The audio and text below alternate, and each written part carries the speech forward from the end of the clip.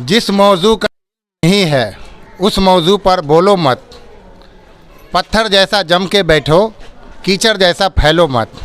आज हम जो बोलूँगा सच बोलूँगा, सच के सिवा कुछ भी नहीं बोलूँगा। प्रोग्राम के तहत पटना साहिब लोकसभा के तहत विधानसभा बख्तियारपुर में आया हुआ हूँ और यहाँ कुछ लोगों से उनकी प्रतिक्रिया लूँगा। 2009 में, 2014 में, 2019 में भाजपा की जीत हुई, यानी भाजपा की हैट्रिक हुई। तो क्या भाजपा यहाँ से 2024 में चौका मारेगी या क्लीन बोल्ड किया जाएगा? उनको जनता इनको क्लीन बोल्ड करेगी?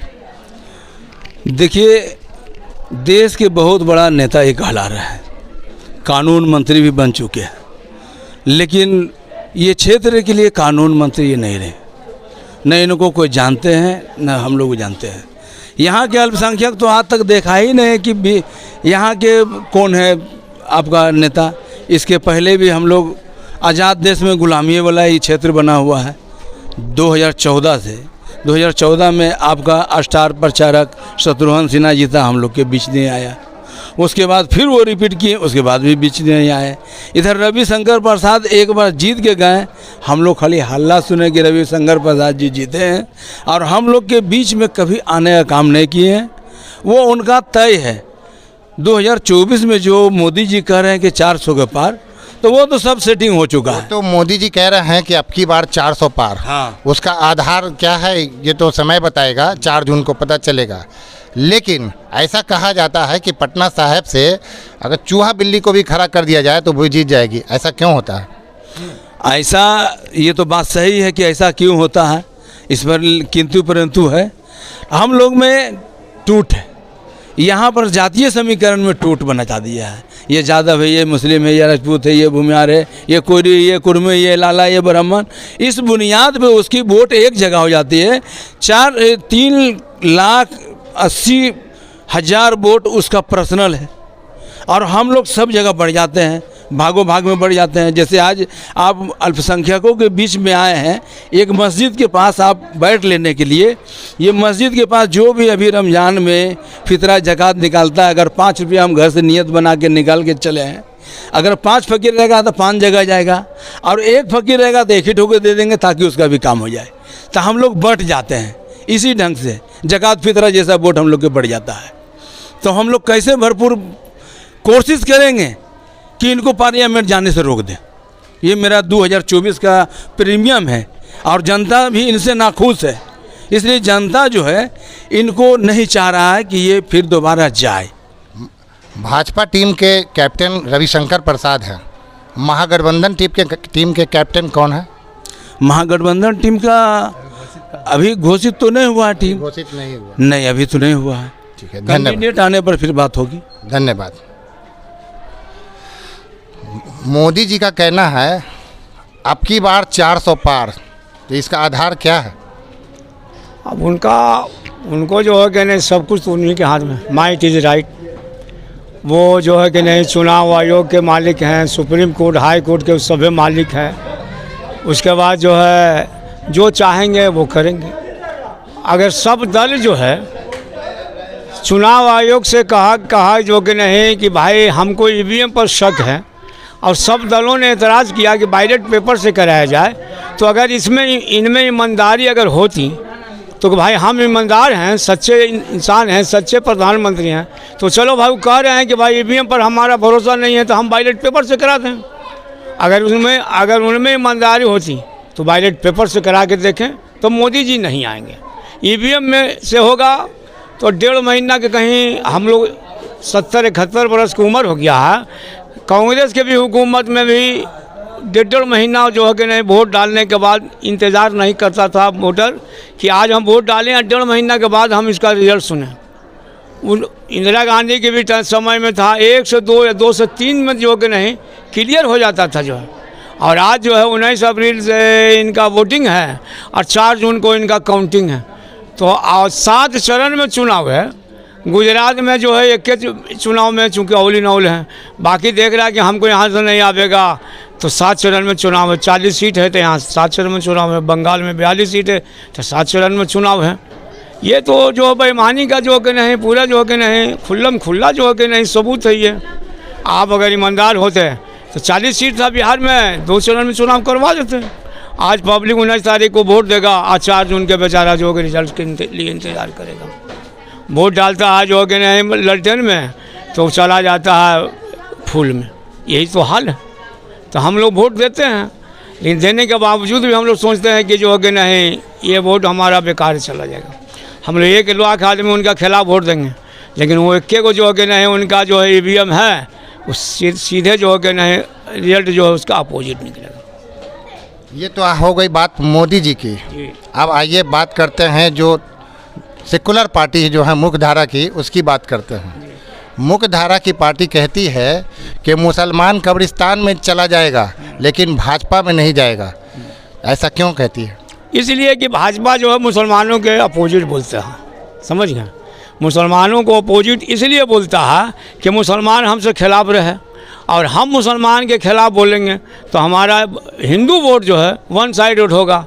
इसलिए भाजपा चाहती है कि हम मुसलमान को के ही खिलाफ बोलें और मुसलमान जो हमसे एलर्जी रहे, ताकि मेरा हिंदू वोट जो है वन साइडेड जो कि आवेगा, हम जो कि छक्का मार देंगे। जब आप वोट देने जाते हैं तो आपके दिमाग में क्या रहता है, किस मुद्दे पे वोट देते हैं? हम लोग तो दिमाग में रहता है कि भाई हमारे खिलाफ जो कि नहीं जो भी कानून बनाता है भाजपा, हमको जो कि नहीं ये पसंद नहीं, उसके खिलाफ हम वोटिंग करते हैं। तो वोट जो पड़ता है तो बेकारी, बेरोजगारी, महंगाई, हाँ। रोटी, कपड़ा, मकान, हाँ, वो भी शिक्षा, स्वास्थ्य, हाँ। शुद्ध पेयजल पर होना चाहिए या निगेटिव वोट होना चाहिए? भाजपा को हराने के लिए वोट होना? नहीं, हम देखिए होता तो है कि जो देखिए असली तो भाजपा ही चाहता है कि हम इनको खिलाफ बोलें, तो हम लोग को जो है कि ये नेगेटिव वोट करें, हमको वोट हिंदू वाला मिल जाएगा जो है कि नहीं।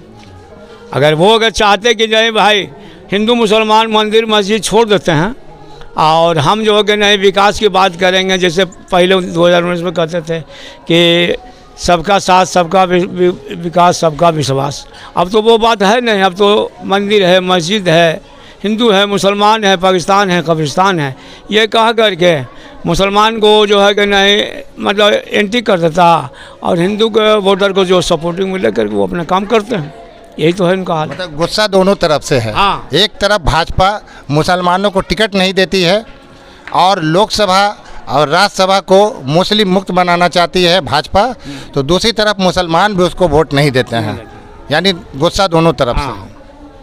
सही बात है, सही है। ये बात तो सही है कि जो कि नहीं टिकट भी नहीं देता है और ना राज्यसभा में ना लोकसभा में जो कि नहीं मुस्लिम वोट जो कि नहीं कैंडिडेट पहुंच पाता है। और दूसरी बात है कि CA वाला मामला जो है ये जो कि नहीं मुसलमानों को छांट दिया गया, इसमें शामिल करना चाहिए जो कि नहीं गृह मंत्री जी को। CA आया है तो अभी आप लोग को डाउटफुल है। हाँ, डाउटफुल कि है। CA बाद में NRC में CA NPR में बदल जाएगा और फिर NRC में बदल जाएगा। आप लोग को शक है कि CA तक ही सीमित नहीं रहेगा? नहीं, आगे भी जाएगा। NPR है और NCR है। अच्छा, ये हाँ दोनों भी हो सकता है। जो ये कहते हैं वो करके दिखाते हैं, इसमें कोई शक हुआ नहीं। शुक्रिया हमसे बात। सर आप तो छात्र हैं जी, बोलिए।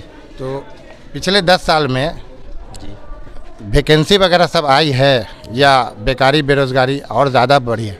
देखिए, फर्स्ट ऑफ ऑल तो हम कहना ये चाहते हैं कि सरकार जो है वैकेंसी निकालती नहीं, सबसे बड़ी बात है। रेलवे की जो वैकेंसी है इतनी कम आई, जो कांग्रेस के राज में जब आई थी ये पहले आती थी 20,000 आती थी, 25,000 आती थी। Railway technician plus railway LP technician का और कई सारे पदों पर आती थी पहले रेलवे ग्रुप D की। तो वो सारी वैकेंसी अभी नहीं आ रही है। और भी जैसे देखिए हर चीज़ का सरकार का एक नीति है कि इसको प्राइवेटाइजेशन करना है। रेलवे को प्राइवेट कर दिए हैं, बैंकिंग को प्राइवेट में कर दिए हैं, हॉस्पिटल व्यवस्था ठीक नहीं है। सबसे बड़ी बात है कोरोना काल में हम लोगों ने देखा जैसा कि माहौल बनाए थे एक इसका ये राय है कि BJP का ये तुष्टीकरण जो कि मुसलमानों से नफरत करती है, सबसे बड़ी बात है। यानी BJP को लेकर मुसलमानों के बीच में बेचैनी बहुत ज़्यादा सबसे बड़ी होती है कि प्रजा में आपसी भेदभाव ना हो, और जब तक प्रजा ही नहीं खुश रहेगा तो राजा कैसे खुश होगा? ये सीधी सी बात है। जो कि प्रजा के अंदर जो भेदभाव जो करते हैं, ये उनका पॉलिसी सही नहीं है। उनका स्टैंड जो है ना, एक जो हिंदू पक्ष के साथ है, वो उनकी जो है सभी को दिखना चाहिए था। मतलब मुसलमानों के साथ सौतेला व्यवहार करती है। जी, उनको जो है राजा के लिए सब जो हो गया, जितना भी सबको साथ में लेकर चलना चाहिए था, ना कि सिर्फ एक कौम को, सिर्फ एक सभी कम्युनिटी को सबको बराबर लेकर के चलना चाहिए था। ठीक है, धन्यवाद हमसे बात करने। उनको अपने परिवार के अलावा किसी यादव को वो लायक नहीं करते हैं। उनको डर है कि मेरा बेटा सेंटिंग न पड़ जाए। बहुत जद्दोजहद करके उप मुख्यमंत्री का पोस्ट लिया, लेकिन जनता यहाँ का स्वीकार नहीं किया कि मुख्यमंत्री बने।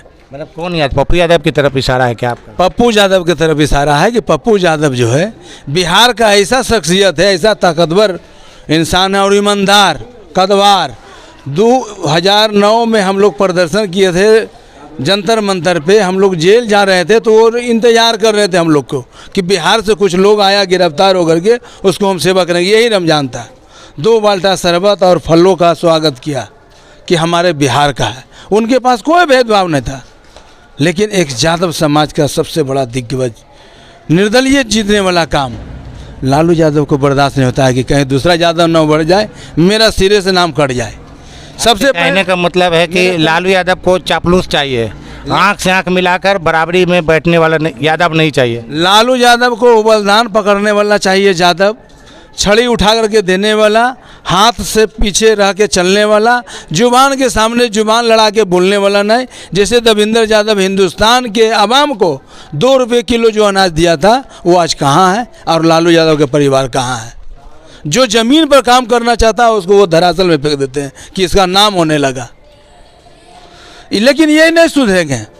जब इनको हम लोग चुनाव लड़ाए मधेपुरा से, शरद यादव को जिताने का काम किए, फिर भी ये सुधर रहे नहीं कि पप्पू यादव को दे दे टिकट। पाटलिपुत्र से 1 बार नहीं 2 बार हारे हैं, तीसरा बार फिर हारने जा रहे हैं। अभी रीतलाल यादव का पूरा परचस्प चल रहा था कि उसको टिकट मिलेगा, जीत जाएगा, जीत जाता।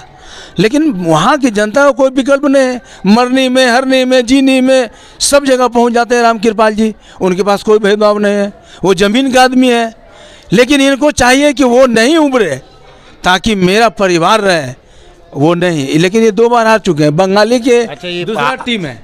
आरजेडी पॉलिटिकल पार्टी है या प्राइवेट लिमिटेड एजेंसी है? अभी तो परिवार पार्टी है। परिवार पार्टी। परिवार पार्टी है। प्राइवेट लिमिटेड कहिए या परिवार पार्टी कहिए, पूरे परिवार में से 4 को उसका सदस्य खड़ा हो रहा लोकसभा में, वो ठीक है। हमारी 85% मुसलमानों में आबादी है, हमारे कहीं नहीं भागीदारी है। जो 85% मत कहने का मतलब है पसमानदा मुसलमान की बात कर रहे हैं। पसमानदा मुसलमानों की बात कर रहे हैं कि पसमानदा मुसलमानों को उसको कांधा लगा करके चलने का काम किया, ताकत देने का काम किया, लेकिन मुसलमानों को साथ वो कंडोम की तरह इस्तेमाल किया। पसमानदा मुसलमान अभी कहाँ? पसमानदा मुसलमान तो अपने जगह पर है, जहाँ था वहीं रह गया। इसलिए कि 4% जो है, जो 22 सीट बिहार में रह चुका था, जिसको भी पार्टी तोड़ने का काम कर रहा था, जिसका नाम था अब्दुल बारी सिद्दीकी, आज फिर उसको माला पहनाने का काम कर रहा है। मात्र 3%। 85% मुसलमान कहाँ है? ये उनको जरा सा भी नहीं लगता है कि कोई और भी है मेरे पीछे। जब हम लोग अपना वोट, अपना झोली, अपना नुमाइंदा करेंगे तब उनको समझ में आएगा कि हमारे साथ क्या हुआ। एम-बाई के समीकरण कहाँ गया। अपना नुमाइंदा कब कीजिएगा? हम अपना नुमाइंदा करेंगे। हम लोग अपना तैयार होंगे। बिहार विधानसभा, बख्तियारपुर विधानसभा से हम खुद चुनाव लड़ेंगे, अपना वोट पर मेहनत करेंगे। तुम जीतो या हारो उससे कौन मतलब है। अब एम-बाई की समीकरण कहाँ रहा? एम-बाई की समीकरण अगर रहता तो मनोज झा के दोबारा नहीं भेजने का काम था। आप वोट लीजिएगा मेरा और राज्यसभा जाएगा वो। मलाई खाने का समय आया था, झाजी खाएगा। बिहार के यादव मर चुका है, उनका आया हरियाणा से यादव यहाँ पर राज्यसभा बनने के लिए। एम-बाई की समीकरण यही है। बहुत सारे मुसलमानों का तो ये भी कहना है कि लालू यादव को लालू जी या लालू साहब बनाने में सबसे बड़ा रोल जो है मुसलमानों का रहा है। आज मुसलमानों की वजह से ही लालू यादव अपने वजूद का एहसास कराते हैं और मुसलमानों के साथ ही सौतेला व्यवहार करते हैं। बहुत बड़ा सौतेला व्यवहार किए हैं, बहुत बड़ा। कमेश्वर यादव थे, भागलपुर में दंगा पर आए हैं लालू यादव, उसको हेलीकॉप्टर से घुराने का काम किया दंगाइयों के, और नीतीश कुमार उसको जेल भेजने का काम किया। पहला तो फ्यूज वहाँ उड़ा। दूसरा है कि ये एम बाई की समीकरण बोलते हैं खाली जुबान से, करने का नहीं है, कुछ नहीं है।